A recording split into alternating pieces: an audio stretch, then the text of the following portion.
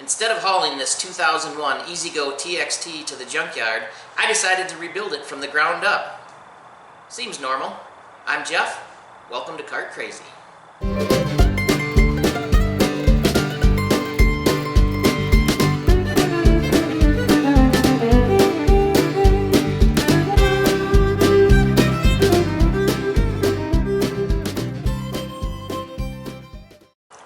The first thing I need to do is get it outside and pressure wash it and get about 8 years of dirt and grime cleaned off of it, and then we'll tear it down and see what we've got.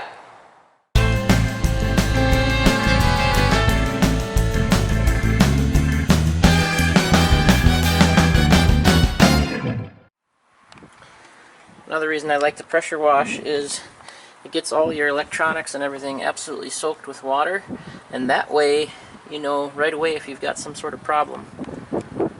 So if you're a fan of the channel, you know that I'm a club car guy. EZ-GO is not my car of choice, but this one popped up on Marketplace and it was too good of a deal to pass up. So right out of the gate, I'm noticing before I start the teardown that this thing is held together mostly with rivets. Well, there's a bolt, but there's a rivet. Rivets all the way across the cowl.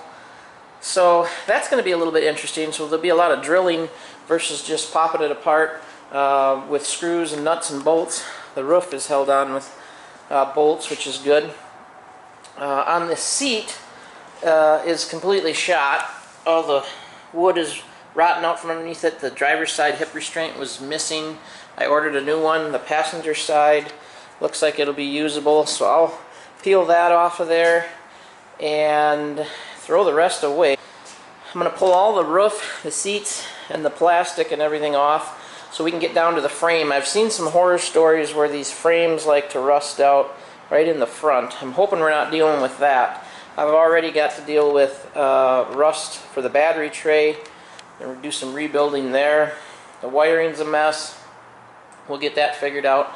My goal today is to get basically stripped down to the frame, maybe get this front axle replaced. That has a broken axle that's been re-welded. I've got a new axle sitting here for it. So we'll start the teardown process and see what we've got to work with.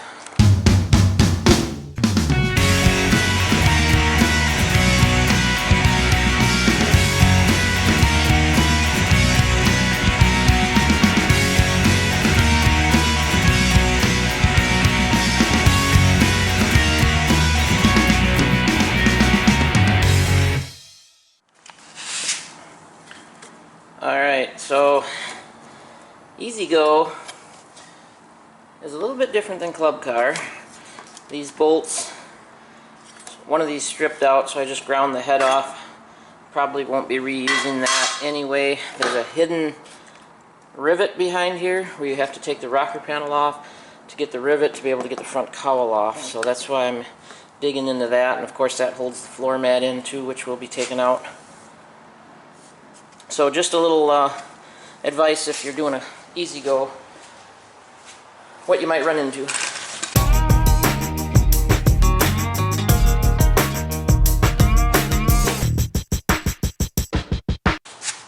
I'm not reusing this body, but just so you know, you do have to take this nameplate off, and I broke the little tabs off because, like I said, I'm not reusing this, so it's not a big deal. If you're doing it to reuse it, you might want to take a little more caution. You do have to drill out these two rivets because there's a plastic flap up underneath that's attached to the front cowl.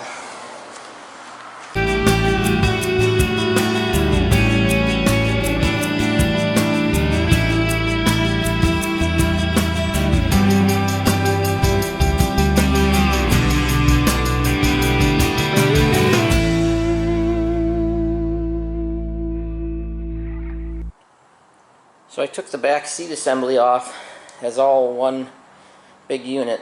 Definitely don't recommend that. So now we're down to the rear body. I still need to do some more in the front here. I'm not sure 100% how far I'm going to take it down.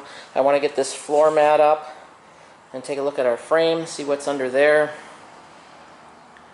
So step by step we're getting it.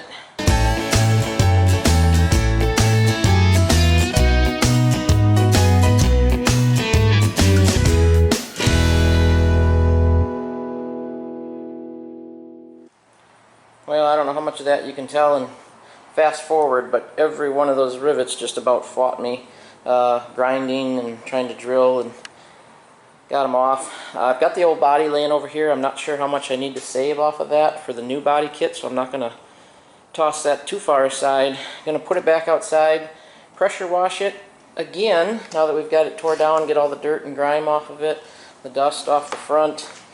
I could pull this all the way down even farther and get right to the frame, but from what I can tell, the frame is nice and solid, so we don't have to worry about any rust issues. I'll have to get rid of all these old rivets. I'll have to punch those through or grind them off.